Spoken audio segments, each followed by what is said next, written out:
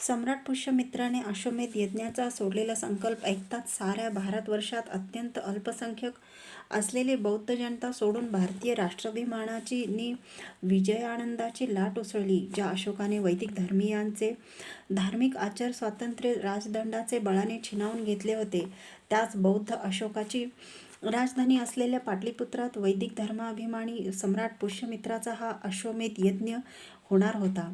वैदिक धर्मीयांच्या धर्माचार स्वातंत्र्यावरील अशोकाने लादलेले सारे प्रतिबंध काढून टाकलेले आहेत अशी सम्राट पुष्यमित्राने केलेली तो अश्वमेध यज्ञ म्हणजे एक प्रकट सम्राटीय घोषणाच होती.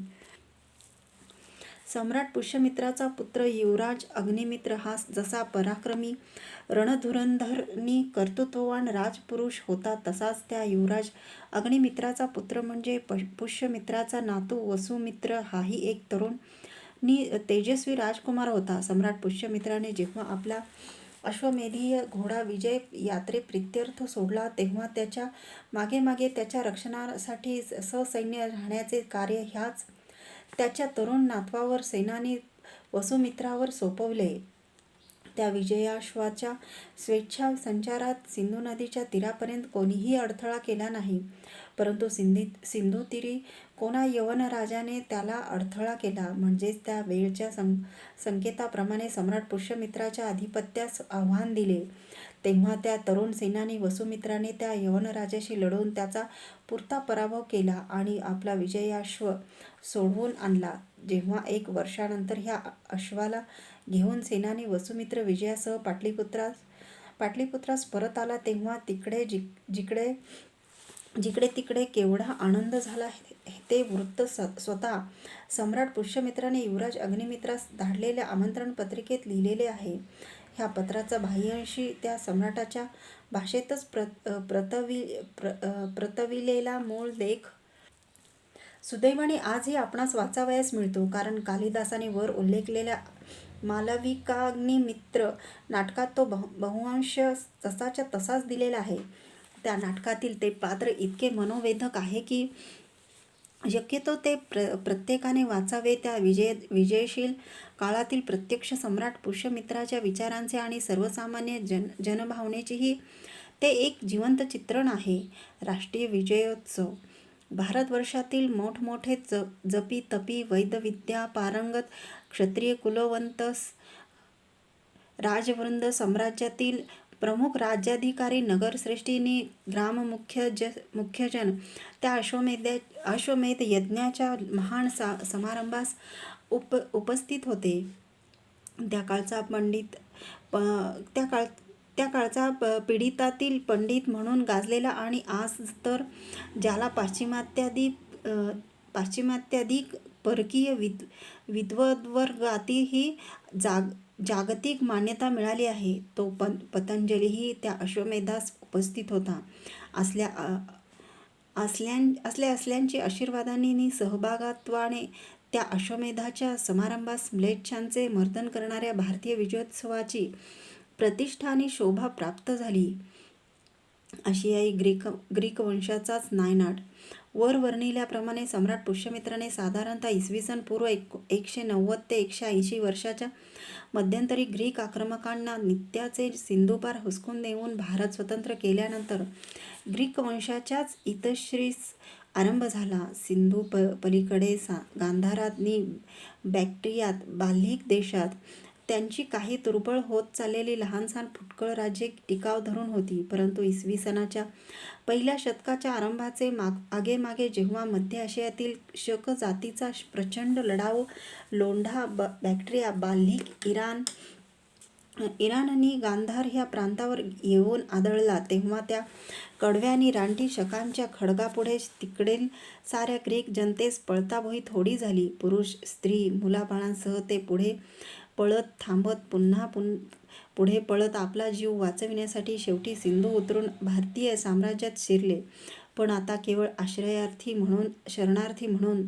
कुठे ते इसवी सन पूर्व 329 ते 327 मध्ये युद्धदेही म्हणून गरजत भारतावर चढत आलेले सिकंदर सेल्युकसचे विजयार्थी ग्रीक, आणि कुठे हे भारतीय पराक्रमापुढे शेवटी हतवीर्य झालेली इसवी सनाच्या आरंभीचे भिक्षा देही म्हणत भारतीयांच्या दारोदार हिंडणारे त्यांचे वंशज शरणार्थी ग्रीक. पण अशा दुर्दशेतही जुने वैर विसरून भारताने त्यांना आश्रय दिला. भारतीयांच्या उदारतेच्या त्यांच्या त्या टोळ्यांपैकी जिला जिथे आश्रय मिळाला त्या त्या नगरात प्रांतात ती ग्रीकांची टोळी फुटकळपणे वसत गेली. त्यांच्यापैकी काही बौद्ध झाल्या, काही वैदिक धर्मीय झाल्या, परंतु त्या काळी वैदिक धर्मीयांचीच राज्य असल्यामुळे ह्या ग्रीक साम्राज्यातील व्यक्तींचा धर्म बौद्ध असला काय, वैदिक असला काय, तरी कोणत्याही प्रकारचा राजकीय उपद्रव देणे त्यांना शक्य झाले नाही. हळूहळू ते स्वतःची ग्रीक भाषाही विसरले. भारतीय भाषा चालीरीती ही सारी आत्मसात करून भारतीय समाजात ते झपाट्याने एकरूप होत गेले. त्यांच्यात भारतीयांपासून आपण अलग आहोत, अन्य राष्ट्र आहोत अशी प्रेरणा देणारी जी अहंकारी ग्रीकपणाची भावना, तीच मुळी त्यांचे विवाहादी संबंधही भारतीयात होत गेल्याने 1-2 शतकाच्या आत नष्ट झाली. गंगोघात मिठाचा खडा विरून जावा तसे त्यांचे ग्रीकपणच भारतीय जीवनोघात विरून गेले. म्लेच्छांना प्रथम संग्रात जिंकू शकलो म्हणूनच त्यांना संस्कृतीत आत्मसात करू शकलो. तथापि ह्या प्रकरणी बहुतेक इतिहास लेखकांचे आणि आपल्या लोकांचे एका महत्त्वाच्या विधेयाकडे लक्ष आकर्षिले गेलेले नाही. त्यासाठीच ते विधेय इथे उल्लेखने अवश्य आहे. ती गोष्ट ही की भारतावर चढाई करून आलेले विजयार्थी यवन काय किंवा पुढे आणखी जे कोणी म्लेच्छ भारतावर चालून आले ते परशत्रू काय, त्यांच्यापैकी ज्यांना शतकव्यापी संघर्षानंतर का होईना पण भारतीयांनी जिंकून गिळून पचवून आपल्या संस्कृतीत समाजात आत्मसात करून टाकले, नाहीसे करून टाकले. त्या प्रत्येक प्रकरणी हेच सिद्ध झालेले आहे की त्या आक्रमकांची ती चढती तलवार भारतीय पराक्रमाने प्रथम जेव्हा तोडून टाकली, त्यांना सशस्त्र संगारातही जेव्हा चारी मुंड्या चित केले, तेव्हाच काय ते परकीय सशस्त्र आक्रमक आमच्या भारतीय संस्कृतीतनी समाजात आत्मसात करून टाकण्या इतके चर्वणीय नि पचनीय होऊ शकले. केवळ शांतीपीठाने नव्हे तर बलवत्तर शस्त्रपाठाने. धर्मछळ केला नाही, राष्ट्रद्रोहाच्या पापाचा योग्य तो दंड दिला. सम्राट पुष्यमित्राने बौद्ध भिक्षूंचा फार छळ केला. काहींना ठार मारले, काही मठ उद्ध्वस्त केले असे पौराणिक पद्धतीने रंगवलेले उल्लेख ज्यांना बौद्ध ग्रंथातून सापडतात. युरोपियन इतिहास लेखकांनी सुद्धा ह्या उल्लेखांना अतिशयोक्तीपूर्ण म्हणूनच बाजूस सारले आहे. तथापि काही जणांनी ह्या अतिशयोक्तीच्या बुडाशी थोडे तरी तथ्य असले पाहिजे. पुष्यमित्राने केवळ धर्मद्वेषाने बौद्धावर अन्याय सूड उगवण्यासाठी थोडाफार छळ केला असला पाहिजे असे प्रतिपादिले आहे.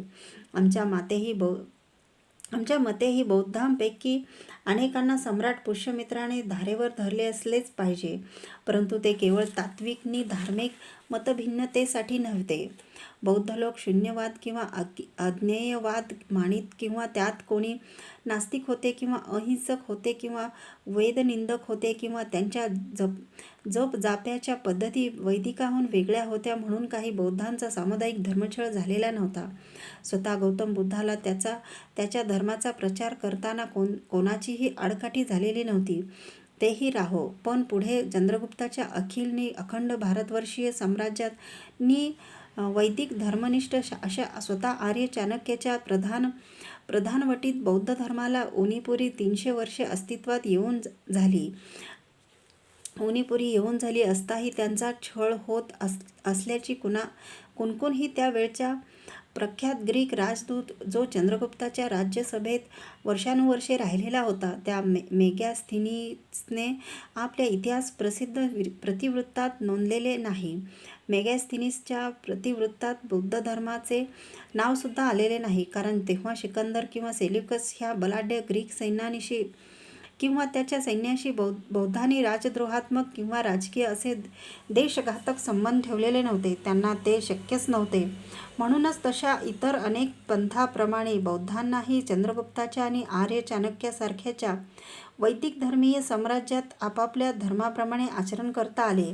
इतकेच नव्हे तर त्याच्या उपदेशाने जो काही प्रचार करता येईल तो प्रचारही करता आला.